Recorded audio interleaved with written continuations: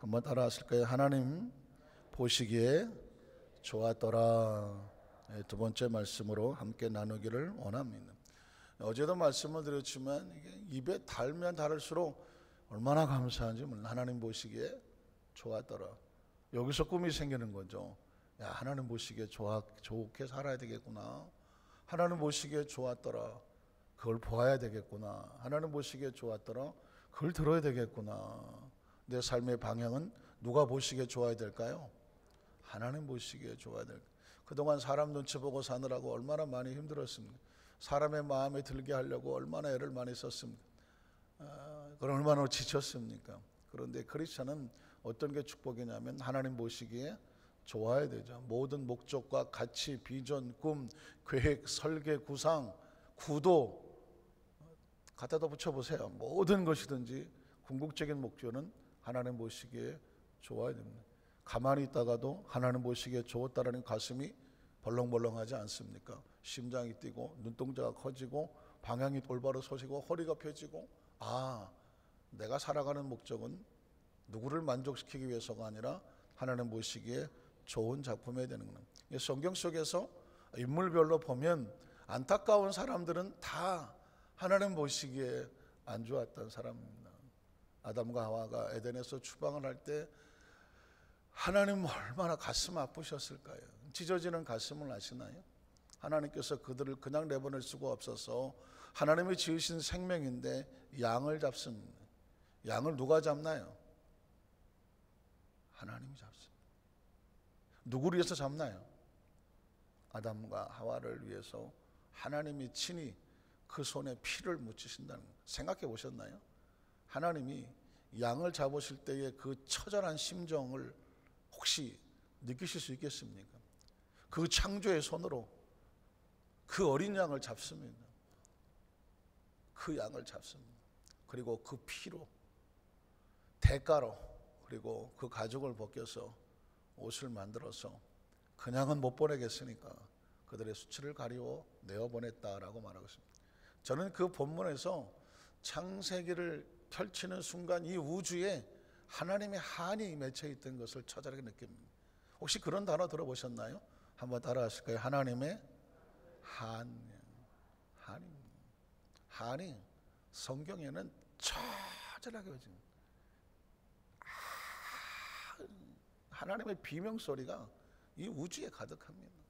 왜냐하면 하나님이 가장 소중하게 여겼던 하나님의 자녀를, 그들을 에덴에서 가장 아름답게 만들었던 그 에덴에서 내어보내야 되는, 가장 사랑하는 존재를 가장 좋은 축복에 잊지 못하게 하고 그들을 추방하여 내어보내야 되는 하나님의 찢어지는 가슴을 아시느냐.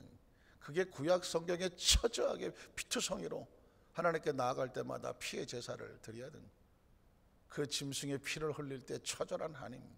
왜 피를 흘리는 제사를 드릴까? 하나님의 한을 잊지 말라는 거예요. 한번 따라 하실까요? 하나님의 한을 잊지 말라는 것입니다. 그 한 맺힌 사건이 십자가의 사건입니다.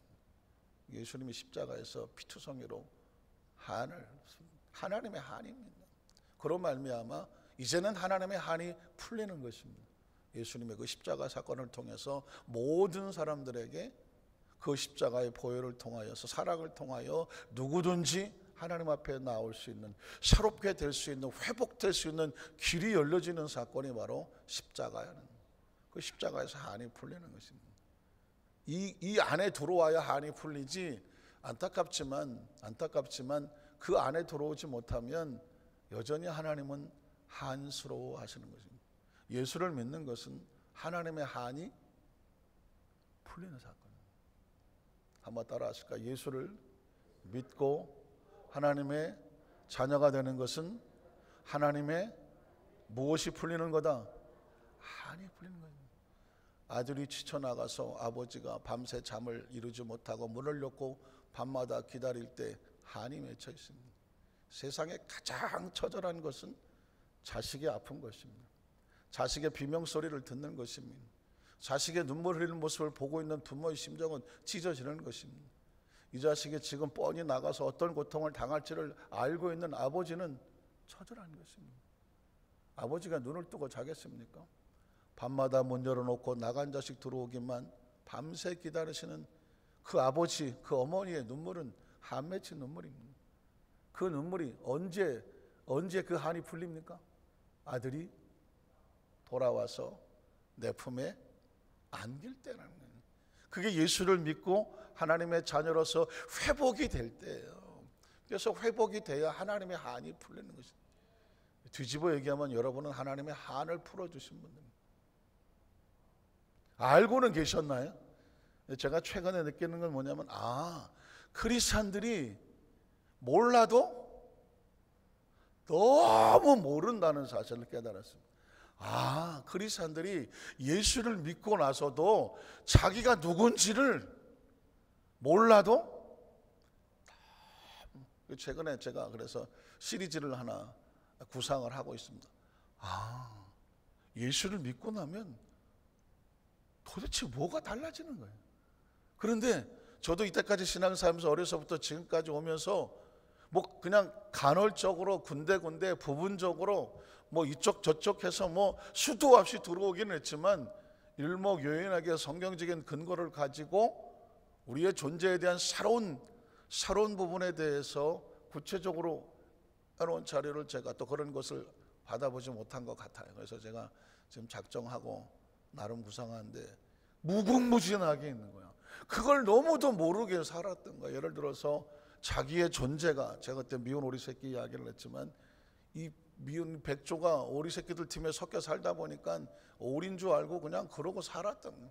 우리가 이 지구에 살다 보니까 지구인으로 사는 거예요. 또 지구인으로 살아야 뭐 별 표시도 안 나고 또 어울리고 하니까.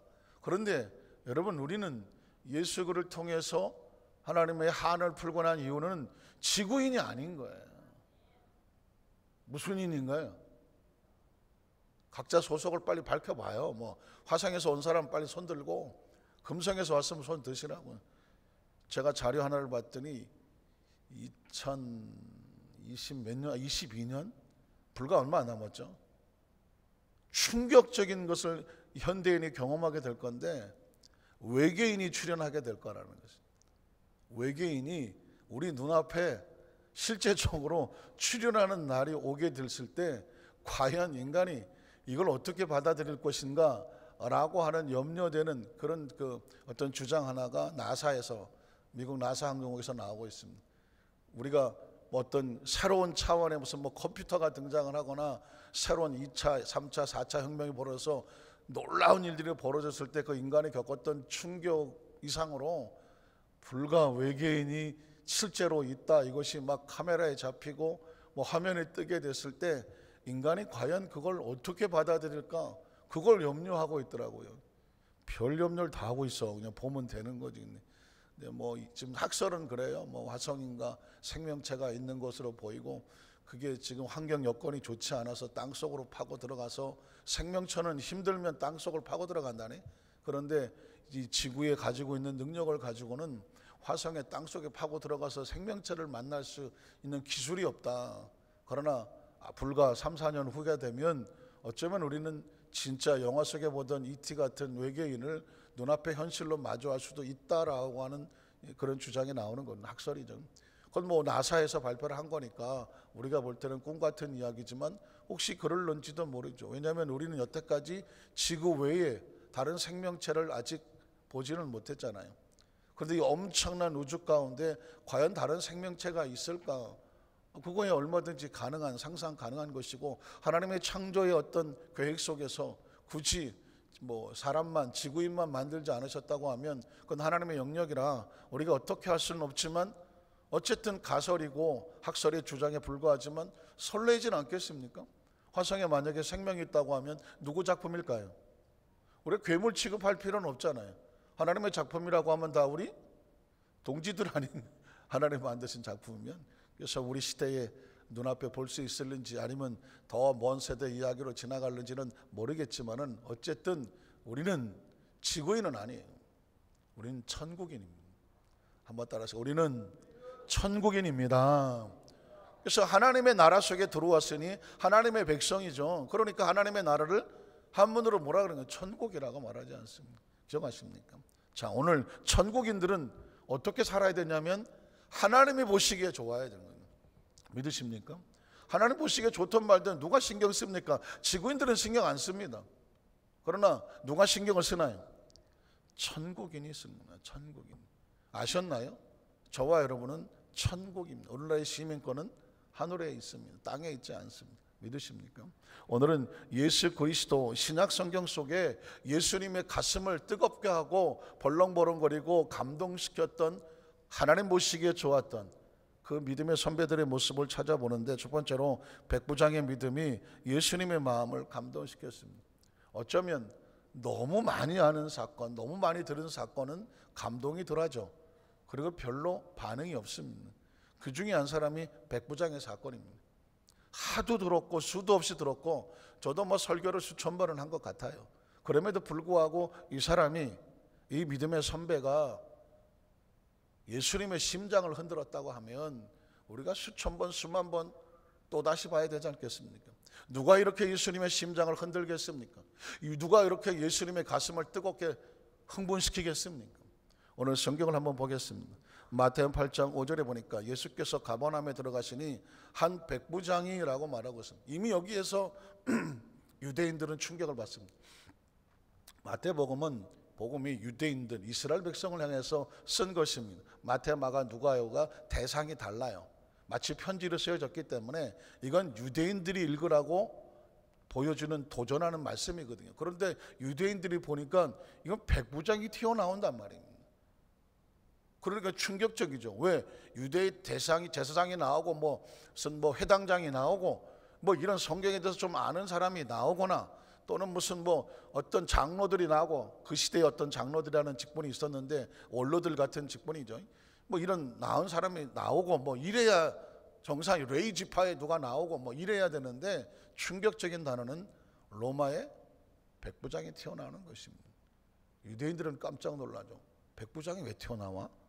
누구나 다 눈을 쫑긋거리고 귀를 쫑긋거리고 본단 말입니다. 자, 이 사람이 나와서 뭘 했을까요? 6절에 보니까 주여라고 말합니다. 또 충격입니다. 아시겠지만 로마의 장교는 딱 한 사람에게만 You are my master, 당신이 나의 주인입니다 라고 고백합니다. 누굴까요? 로마의 황제입니다. 군인은 황제 앞에 무릎을 꿇고 황제만 나의 주여, Oh my Lord, my Lord 하는 거죠. 나의 주여라고 말하는 것입니다. 그런데 백부장이 태어난 것도 놀랐겠는데, 이 백부장이 30대 초반의 목수의 아들, 그것도 뒤집어 말하면 식민지 통치를 받는 팔레스타인의 그 갈릴리 한 청년 앞에 무릎을 꿇고 갑옷에 번쩍거리는 100명의 병사를 둔 백부장이 무릎을 꿇는 것입니다. 이 장면을 들여다보는 사람들은 충격일 수밖에 없습니다. 이럴 수가 있나.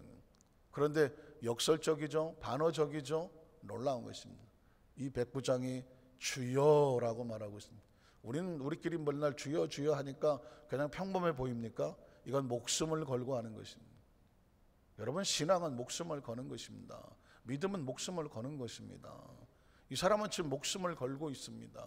내일이 없습니다. 혹시 그것이 잘못이 되어져서 누군가 신고를 하면 너의 주인은 누구냐라고 물었을 때 하나님이라고 고백을 한다면 이 사람은 갑옷을 벗고 군복을 벗고 바로 목숨이 날아갈 각오를 하는 것입니다. 신앙은 처절한 것입니다.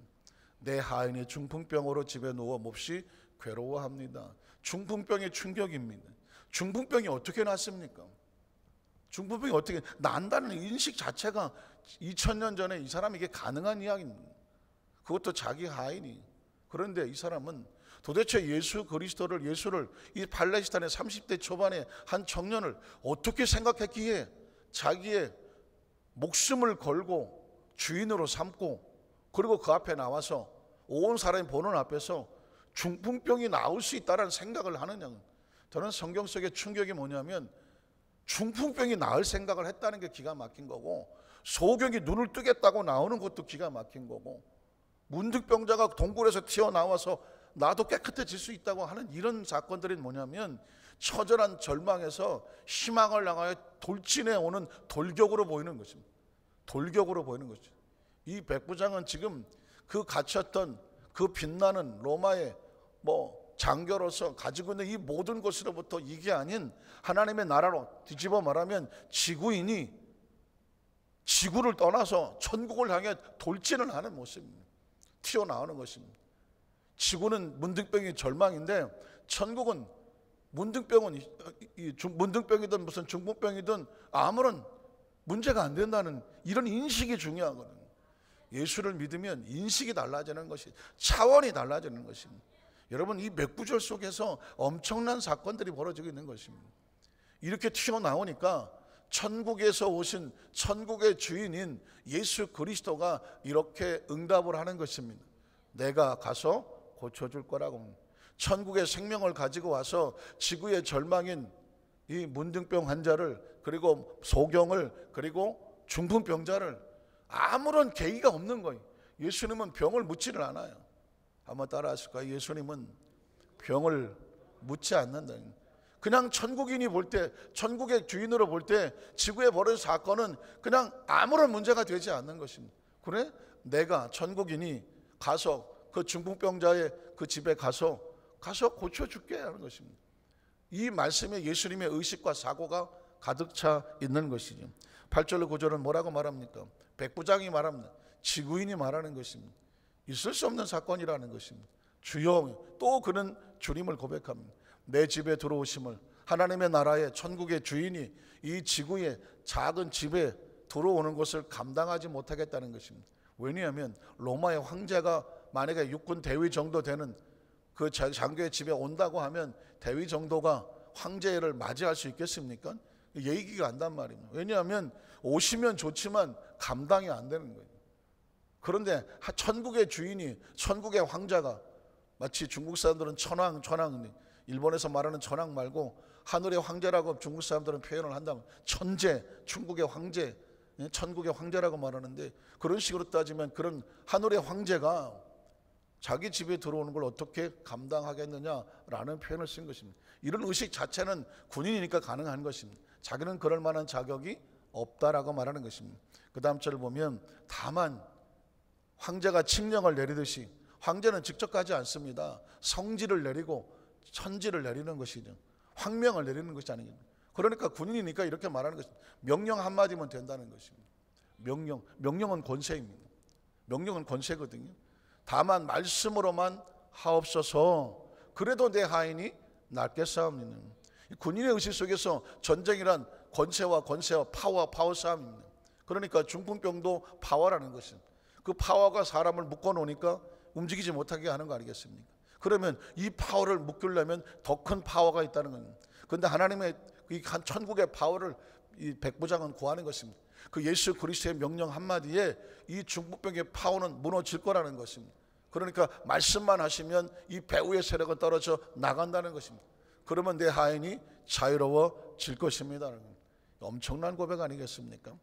아시는 것처럼 이쯤 되면 예수님의 반응이 어떻겠습니까? 10절로 13절을 보면 오늘 본문인데요, 예수께서 들으시고 놀랍게 여겼답니다. 저는 여기서 예수님의 표정을 보자는 것입니다. 어떻게 생각하시겠습니까? 전혀 상상도 하지 않았던 로마 육군대위가 나와서 정장을 하고 무릎을 꿇고 말하는 것입니다. 나는 예수님을 나의 주인이라고 고백합니다. 내 하인이 중풍병으로 집에 누워 있습니다. 그러나 여기서 말씀하시면 그 권세로 인하여 내 하인이 집에서 나올 줄로 믿습니다. 엄청난 선언입니다. 이건 차원이 다른 사원입니다.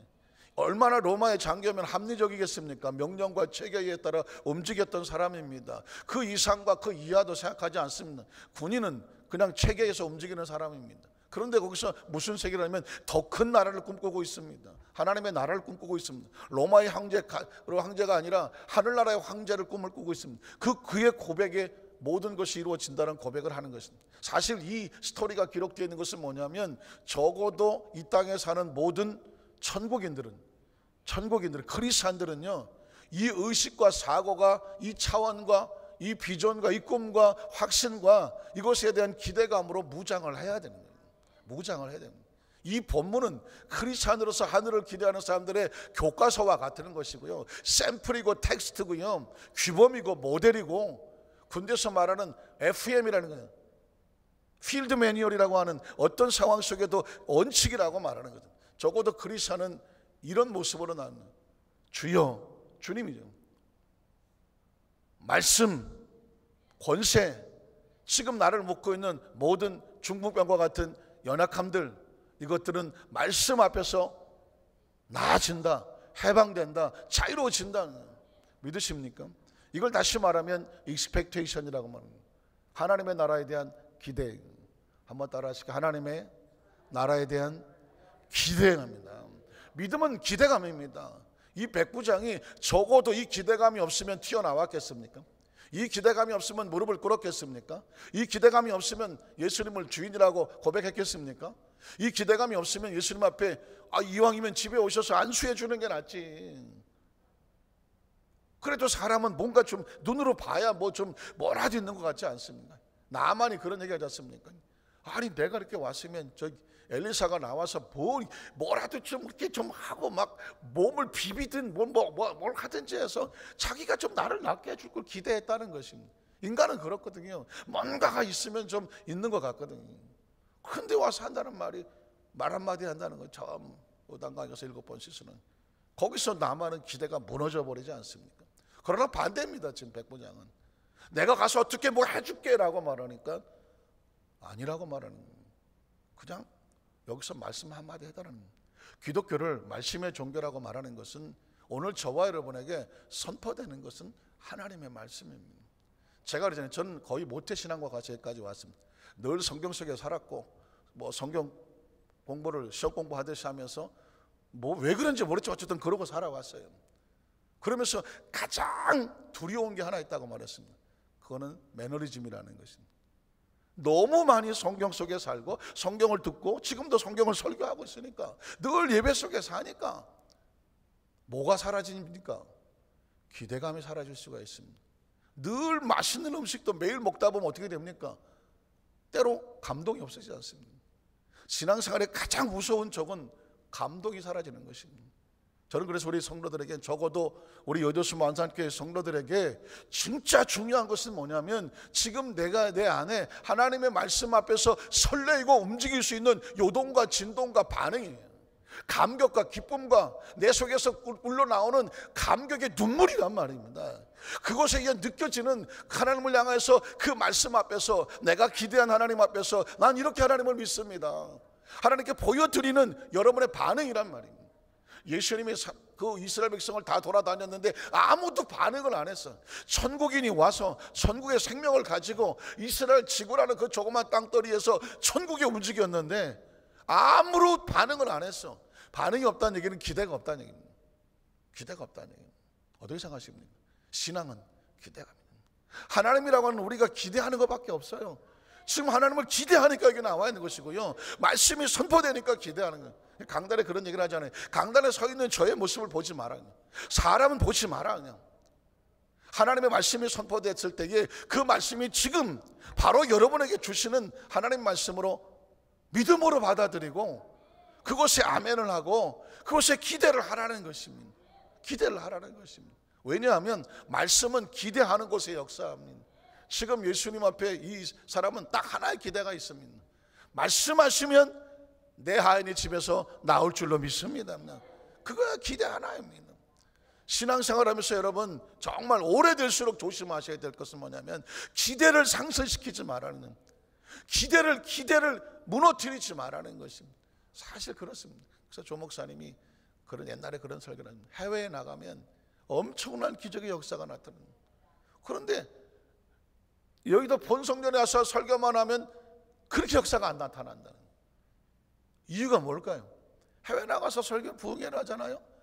무슨 9시간 비행기 타고 오는 사람, 자동차 타고 오는 사람, 며칠 전부터 와서 호텔에서 기다리는 사람, 이걸 다 뭘까요? 기대입니다. 기대입니다. 그들이 기대하고 옵니다. 그렇게 왔으니 그 시간이 그냥 갈 수가 없지 않습니까? 앞자리부터 와서 앉는다고 막 하고 있지 않습니까? 미리 와서 기도하고 준비하고 있지 않습니까? 설교 시간은 제한되어 있지 않습니까? 그 말씀 한마디 앞에 하나님의 역사를 기대하지 않습니까? 뭘 기대합니까? 하늘을 기대하지 않습니까? 그러니까 하나님의 역사가 그 기대 속에 임하지 않습니까? 그런데 한국에서는 어떻습니까? 그런 기대가 없습니다. 왜 없을까요? 오늘 안 오면 또 다음 주에도 오면 되고, 오늘 제가 오늘은 아닌가 봅니다. 다음 주에 오겠습니다. 사람이 다음이 있다고 생각을 하면 기대가 없어요. 이 시간이 마지막이라고 생각을 하면 기대밖에 없습니다. 남는 건 기대밖에 없습니다. 어떻게 생각하십니까? 오늘 이 백보장은 어쩌면 자기 생애의 마지막이라고 생각할지도 모릅니다. 아까 말씀드리지 않았습니까? 잘못하면 목숨이 날아가는 것입니다. 그때 여러분 예수님의 반응을 제가 읽어드릴게요. 10절에서 들으시고 놀랍게 여겨 다른 자들에게 이르시되 내가 진실로 너에게로 노니 이스라엘 중 아무에게서도 이만한 믿음을 보지 못했다는. 한편으로는 기가 막힌 일입니다. 한편으로는 충격적인 일입니다. 한편으로는 가슴에 설레는 일입니다. 하나를 발견했습니다. 하나를 유대인들에게 외치고 있는 것입니다. 너희가 아브라함의 자손이냐? 아유 내가 이 땅에 왔으나 아무도 없었어. 왜 이 유대인이 아닌 로마인이 나오냐? 왜 이 백부장이 나오냐? 사실은 역설적으로 지금 반어를 외치고 있는 것입니다. 보지 못하였노라. 또 너에게로 내 동서로부터 많은 사람이 이르러 아브라함과 이삭과 야곱과 함께 천국에 앉으려니와 그 나라에 이스라엘의 본 나라의 사람들은 바깥 어두운 데 쫓겨납니다. 왜 그럴까요? 자기들이 지구인이면서 아브라함의 자손이기 때문에 천국인인 줄 알고 착각하고 사는 사람들은 천국에 들어올 수가 없는 거죠. 거기서 올매일을 갈게 되리라. 그러나 예수께서 백보자 이르시되 가라 내 믿은 대로 될지어다. 이게 뭐라고요? 기대입니다. 이스라엘을 아무리 돌아다녀도 아무도 예수를 기대하지 않았어요. 그러나 한 백부장이 나와서 기대를 하니까 예수님은 한마디 하지 않습니다. 내 기대한 대로 될지어다. 그 즉시 하인이 나았다고 말합니다. 하나님의 나라 역사는 기대 속에 역사하는 것입니다. 그래서 오늘 말씀을 정리하면서 정말 제가 여러분에게 정말 이 자리가 마지막이라고 해서 설교한다면 그렇게 할 거예요. 여러분 하나님에 대한 기대를 지금 여러분이 앉은 자리가 마지막이라고 생각을 하고 기도하라는 거예요. 내일이 있다고 생각을 하면 절박하지 않습니다. 이 자리가 지금 여러분이 마지막 자리라고 생각을 하고 하나님 앞에 내가 기도할 수 있는 마지막 자리다. 이런 심령을 가지고 하나님 앞에 기도를 하고 기대를 해야 돼요. 기대를 하고 기도하지 않으면 나머지는 다 꽝이에요. 기대하지 않으면서 늘어놓는 이야기는 아무런 의미가 없단 말입니다. 오늘 간절히 바라는 우리 성도들 가슴속에 예수님이란 단어 한마디 앞에 그냥 심장이 벌렁거리고 가슴이 뛰고 그 감격과 감동이 사라지지 않았어. 세월이 지나갈수록 더 뜨거워져서 하나님 보시기에 예수님 보시기에 너무 좋구나. 예수님은 그 사람을 좋아합니다. 축복의 주인공이 되시기를 주님의 이름으로 축원합니다.